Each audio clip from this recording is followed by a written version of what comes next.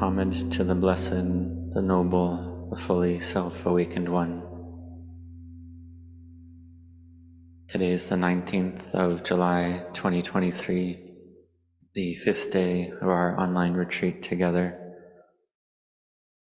We enter this online course, and it's something that we do continuously every year. And this is a good opportunity before the monastic Sangha enters the yearly rains retreat.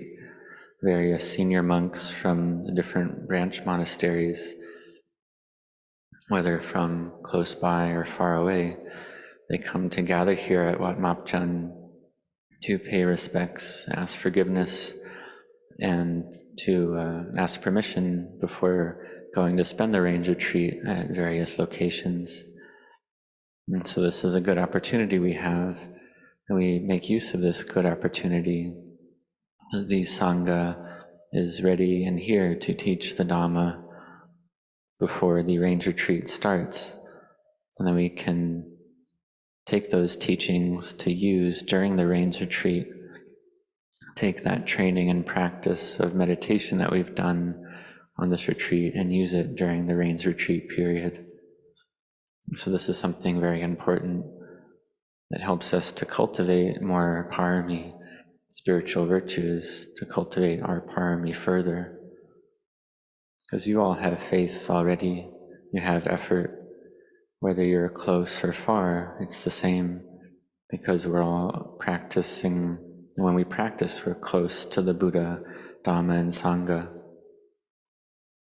Whenever you have mindfulness and clear awareness, then you're close to the Buddha at that time.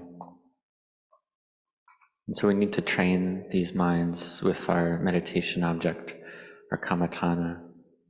We need to train in having mindfulness in the present.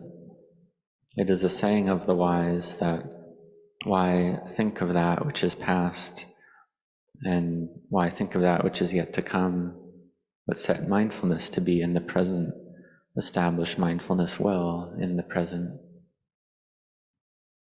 And this is what leads to wisdom, the wisdom to see and know the Dhamma, that which we were deluded by before we come to know it clearly, that which we used to take as self, as me and mine.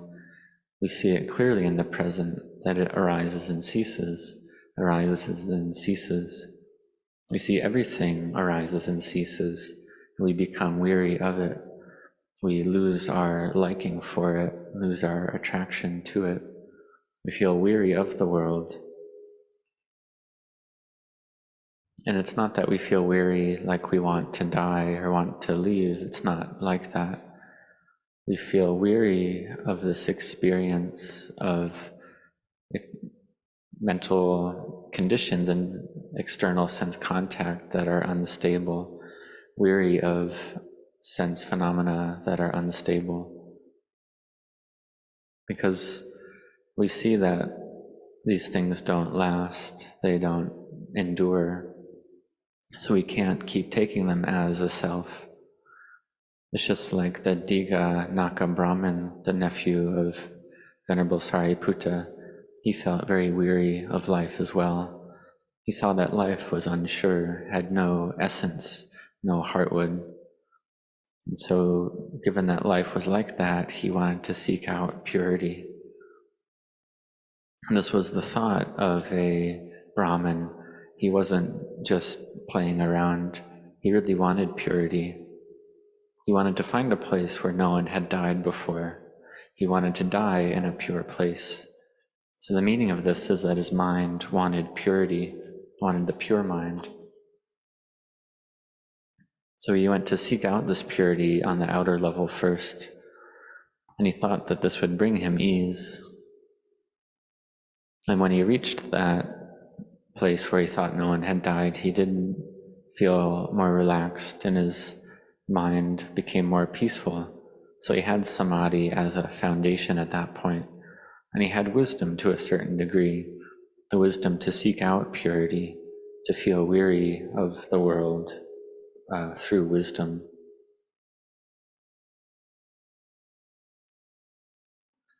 And if we feel weary and just want to run away, then that's another kind of suffering in the mind. It's not correct.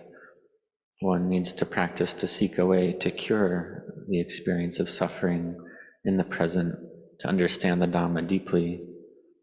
We do this through practicing with our meditation object, which is very important in our practice, and to listen to the Dhamma, to cultivate and build mindfulness and wisdom, and to know and clearly understand through listening to Dhamma the proper way of practice,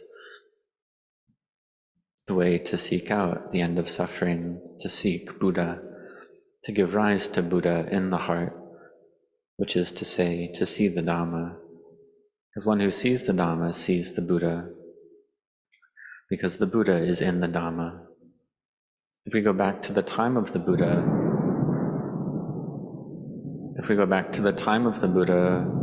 one is able to see the physical body of the Buddha, but one only sees the physical body.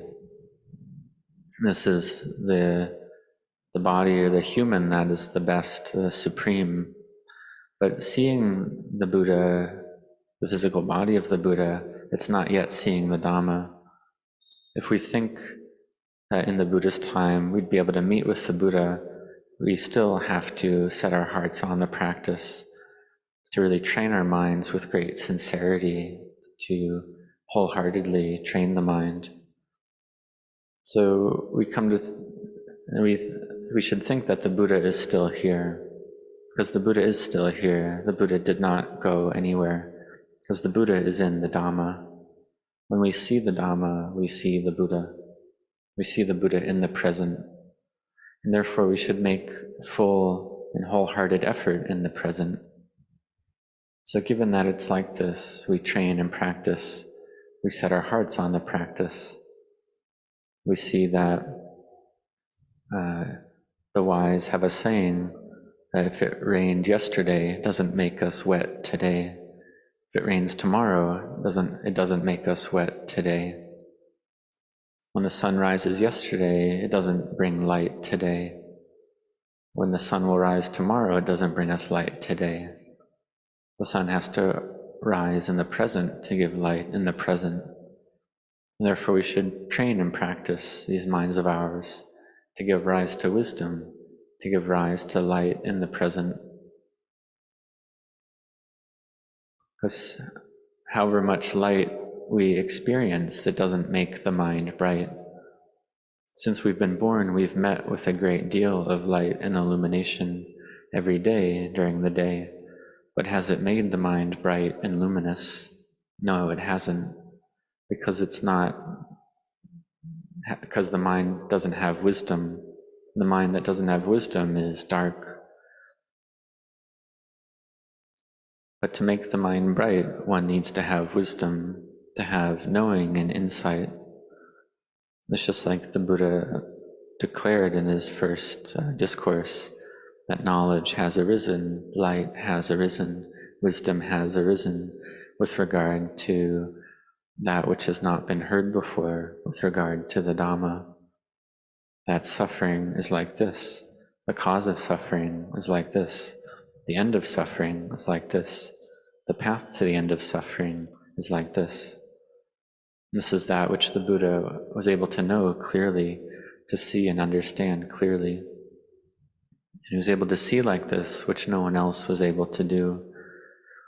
In one life, 100 lives, 100,000 lives, millions and millions of lives, no one had met with this path, this way to the end of suffering. And so for all of us, can we say that we have good fortune? We've been born as humans, we've met with the teachings of the Buddha. Even if we're physically far, we can still listen to the Dhamma of the Buddha. We have the opportunity to practice. We have this quality of faith, and we make that quality of faith grow. And those with more faith can come ordained. And that which is important is to have a strong body. This body which is still appropriate for Dhamma practice. It's ready and complete. It's ready in terms of time, in terms of age, in terms of place, to grow in faith in the Buddha Dhamma Sangha, to make faith firm and well established. We have this belief that the Buddha realized the Dhamma, the Buddha awakened to the truth of reality. We have this belief, first and foremost, that the Buddha was an arahant, fully awakened in reality. So this is something I believed before as well. I also believe that there are fully awakened disciples of the Buddha in the world, like Venerable Ajahn Mun, Venerable Ajahn Chah, and a great many great teachers and masters, some of which living, some of which already having entered Nibbana. So I had a lot of faith like this, and therefore we should strive and make effort in our Dhamma practice to know and see the Dhamma. When we listen to the Dhamma, we should listen well, listen intently in order to give rise to wisdom. We should set our hearts on it. If we don't apply our minds, then we don't see it. Just like the group of 5 ascetics, Venerable Anya Kondanya applied his mind and he's able to see the Dhamma, to realize stream entry. The other 4 ascetics didn't apply their minds, and so they didn't see. Venerable Anya Kondanya was able to change his wrong views into right view. And just that much, he realized stream entry. And we can ask, well, is this realization of stream entry, is it difficult? It's not difficult, but in the beginning it can feel difficult. But then once we practice already, we see that stream entry is not difficult. And so we strive, we set our hearts on this, strive to learn, to understand. Just like to realize or to get a bachelor's degree, a master's degree, a doctoral degree, one has to strive and apply oneself in one's studies. And one strives and applies oneself in one's work to make one's business successful, to make one's work prosper, to achieve various levels. This is something one is able to do. For instance, in one's studies, one applies oneself to memorize, to learn, to know and understand things. And to do this, one needs to practice and train. One needs to have wisdom in terms of one's study, in terms of one's work.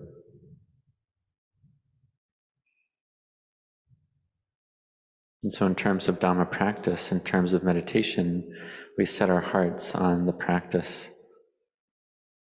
and that we really apply ourselves to the Dhamma practice, and then we'll be able to achieve results. And we have to practice the correct way, to practice with right view. Again, we can look at the example of Diyaganaka Brahmin, the long-nailed Brahmin, the nephew of Venerable Sariputta. He had wrong view. The Venerable Sariputta is the right-hand disciple of the Buddha, foremost in wisdom. But still his nephew had wrong view. He had the view that whatever is pleasing to me, that's what I want. Whatever is displeasing to me, I don't want that. And he thought this view was very good, that it was correct. Whatever he liked, he wanted. Whatever he disliked, he didn't want. And so he was very comfortable with this view, really liked this view. But with this view, one would have to run away from that which one dislikes all the time. And actually, all of us are like that. I was like that myself. If I remember correctly, it was during my 8th Rains retreat. I really liked to sit in meditation. I really liked to contemplate, to give rise to samadhi. I would think and contemplate that life is unsure, death is for sure. And then I would observe the in and out breathing, and I felt very full and happy, rapturous in my heart.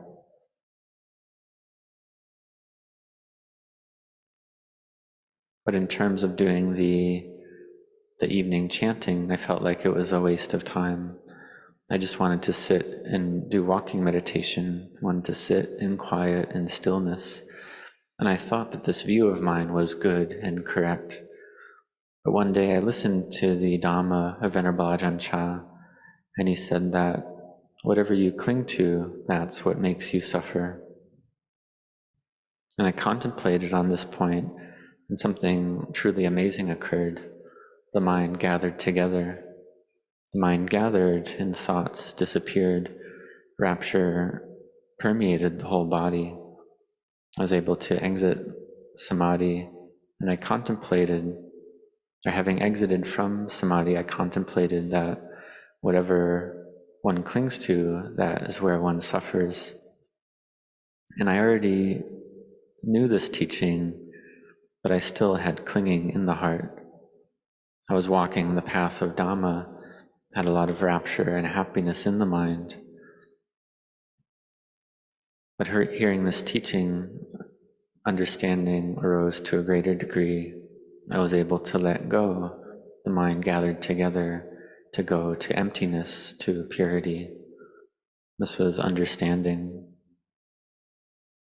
Or whatever we cling to, then we let that go.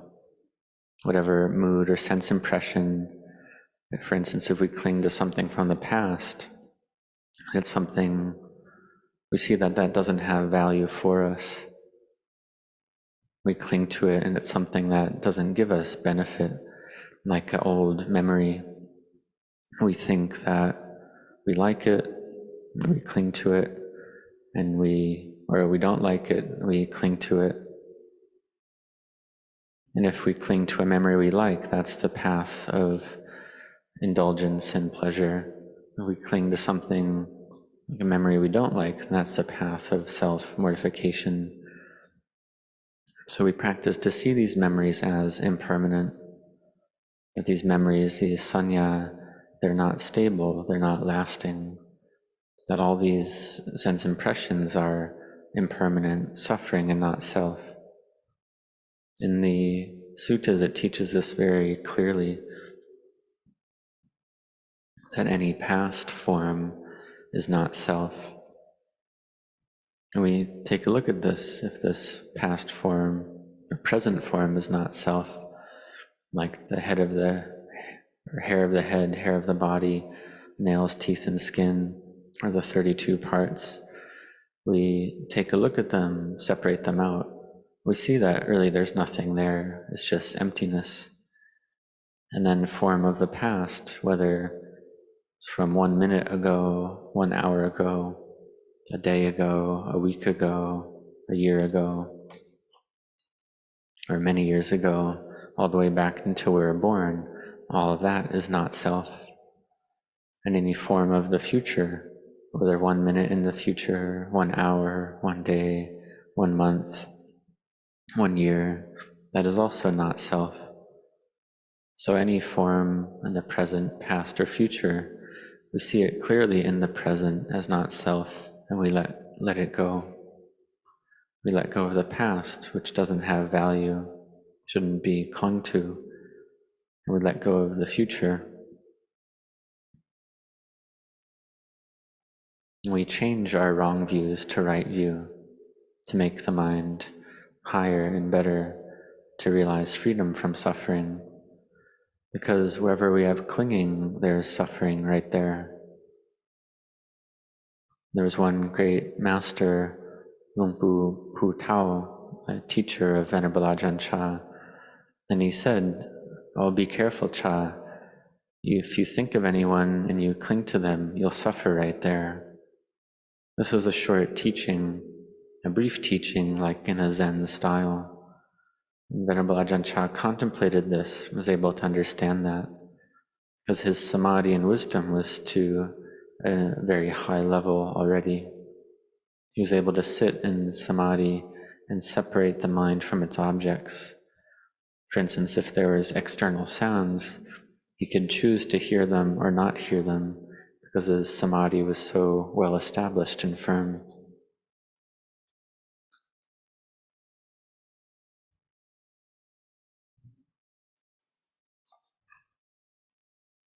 And so we see that the teachings of the Lord Buddha, they're they're still here. The Dhamma is still here. And so we study and practice meditation to change our views gradually, bit by bit, to gradually accept the truth of the way things are, to see phenomena clearly, to see the Dhamma, to accept the truth, the Satcha Dhamma, to accept that all things are to accept old age, sickness, and death. And this is something that all noble, fully awakened beings, all arahants, have the wisdom to accept. And so we have to abandon all of this. We see that in this world, there's no one in charge. And we have to abandon everything in the world. Everything we like, we have to abandon. Everything we dislike, we don't even have to speak to that because we don't want it already. But all the things that we have, all the things that we are, for instance, this body, and all the things that we become or are, feel that we are, like a student, an employee, a boss, a worker, someone who's rich, someone who has a high position, someone with authority. All these things that we have or are, we have to abandon all of them because they're not here forever. When we contemplate like this, then weariness arises. We seek a way to escape, to realize full awakening in the end. And there was one individual with a great amount of parami, spiritual virtue. Having ordained, he returned to his place of origin, and a king came up and asked him, "Well, why did you ordain?" And that monk answered, "I saw that in this world there is no one in charge. The world is in charge of itself. One must abandon everything, and the world is never satisfied. It's a slave to craving." In this word world, it means the mind. It doesn't mean the outer world, because the outer world is just natural elements. But it's speaking about this mind that has defilements covering it over, the mind that has greed, that has the worldly dhammas, the mind that's chasing after the worldly winds, gain and praise, fame and disrepute, loss and gain, pleasure and pain, and so on, just like this. And so the mind chases after like this, and craving keeps increasing, tanha keeps increasing. Venerable Ajahn Chah taught that craving is like this. It's never full, it's never enough. It keeps on wanting more and more. It never closes itself off, it stops wanting. This is the nature of craving. So we contemplate like this and see the drawbacks of it. We come to practice and meditate to seek out purity of mind. Just like Diganaka Brahman, the long-nailed Brahman, he sought out a pure place to die. And he had the good fortune that he went to Vulture's Peak mountain, where the vultures eat the dead bodies of animals near Rajagaha, and he's able to meet with the Buddha, because the Buddha saw Diganaka Brahman and knew he was coming. He was waiting, the Buddha was waiting in a cave there, which we call the Sukharakata cave, or what we can translate as the Boar's Grotto cave. And Venerable Sariputta there was in that cave attending on the Buddha, and he had realized stream entry already at that point. And so Venerable Sariputta's nephew, Diganaka Brahman, came up to the Buddha, and then the Buddha asked the Brahmin, "Why did you come here?" And he said, "I'm seeking a place to die that's pure." And we see here that the Buddha is the teacher of devas and humans with the greatest wisdom, the greatest intelligence, the greatest ability to teach. And so here the Brahmin came, and the Buddha told him that the number of times that you yourself has died in this location is beyond counting in the cycle of samsara. In hearing this, the Brahmin felt incredibly dispassionate because he wanted to find a place where no one had died. But then he found out that he himself had died there countless times. So he saw that this cycle of birth and death is vast indeed. And he had faith, had a lot of faith, because his uncle, Venerable Sariputta, was the attendant of the Buddha. And his uncle, Venerable Sariputta, was born into a very wealthy family, and he had discarded all that wealth in order to ordain under the Buddha. And so the Brahmin had faith. He had faith arise and was willing to listen to the Buddha. And so the Buddha asked him, he said, well, what views do you have, Brahmin? And he answered, whatever is pleasing to me, that's what I want. Whatever is displeasing to me, that's what I don't want. But then the Buddha asked him, well, are old age, sickness, and death pleasing or displeasing to you? He said, well, they're displeasing. And the Buddha said, will you have to meet with them? And he said, yes, I will. And so the Buddha taught him, well, this view of yours is wrong. And the Brahmin didn't understand this. But then he realized, well, this old age, sickness, and death, he didn't like them, he didn't want them, but he'd have to receive them. And not, or getting what he didn't want, that would be suffering.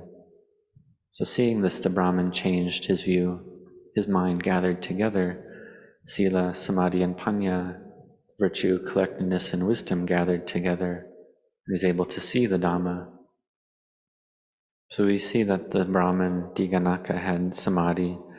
His mindfulness was ready in order to give rise to wisdom. We can say that the glass of water was full. And for ourselves, we're ready with faith, with human birth, and therefore we strive to have effort to set our hearts on the practice, to give rise to mindfulness and wisdom, to abandon wrong view, to cut off and destroy the view of self, Sakaya Ditti, to make the mind still in samadhi in order to contemplate the body, to see the drawbacks in the body, to see the drawbacks in birth and death. And so generosity and virtue we have already, and they bring us happiness. So we practice and train like this, and we see that having this happiness from generosity and virtue, we still have birth and death, we still have samsara, we still have suffering in this life and the next. And so therefore we come to practice. And one can undertake the brahmacharya, the celibate life. And this is something that lay people can do as well with the 8 precepts. Not to fall into liking or disliking, not to harm any being, but to train the mind to be still in samadhi and peace. And this is important in order to see the Dhamma, to understand the Dhamma. So we practice and train according to the Dhamma teachings in order to understand for ourselves, to separate the body and the mind first, to see that this material form, this body, to see it for what it is. And in terms of mentality or nama, it's difficult to contemplate. We bring the mind to peace and samadhi and then contemplate the body.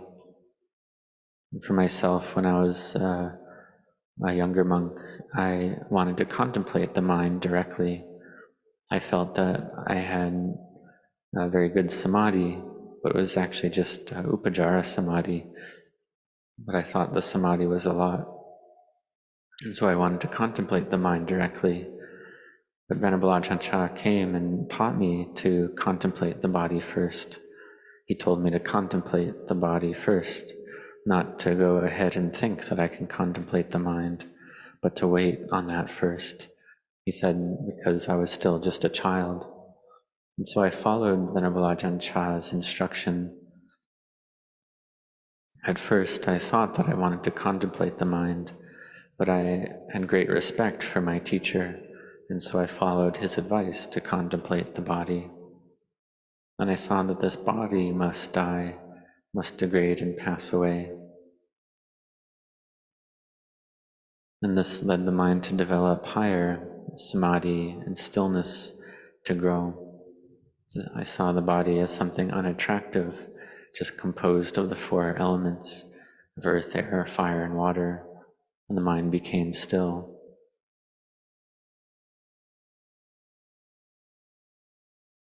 And this brought the mind to see the Dhamma, to understand the Dhamma on a subtler level. Because I had already seen the Dhamma as a layperson already, saw that all the conditions in the world are all unstable, not lasting. Having been born, one must age, sicken, and die, that there's no worth, no value to be found in it. That it is better to seek out that which is essential, that which is lasting. And therefore I put forth effort and strove in my practice. And so therefore may all of you contemplate and recollect that life is uncertain, death is for sure. All our lives must end in death. And so may you strive in your Dhamma practice. And when we have time, we take that time and opportunity to set our hearts on practice. Like on this retreat, we practice during the retreat, and after the retreat as well, we continue practicing. And many of you are not ordained, but this is still something that you can do. And for those of you ordained already as well, as a layperson, I was able to see the Dhamma, so you can see it too. And I wasn't a monk at that point. And seeing the Dhamma like this, there was rapture for 3 days and 3 nights continuously. This was a great miracle, something amazing coming from the Dhamma of the Lord Buddha. There was this fullness and great happiness in the heart, and this was rapture caring for the mind and body. There was no hunger. It was like being a deva, because devas don't have hunger. They have this rapture caring for their bodies. They have this rapture caring for them because they don't have bodies. They have this fullness of heart only, this rapture caring for them. And Brahma gods, even to another level, they have rapture caring for them so that their minds can live in that realm. The energy and power of rapture looks after the Brahma gods. Similarly, the devas have the merit not to be hungry, but if they want to eat, then they can. And so, as a human with these various organs, both large and small, having been born like this, then we set our hearts on the Dhamma practice to strive and put forth effort in order to see and understand the way to the end of suffering. So may you all grow in the practice and grow in blessings.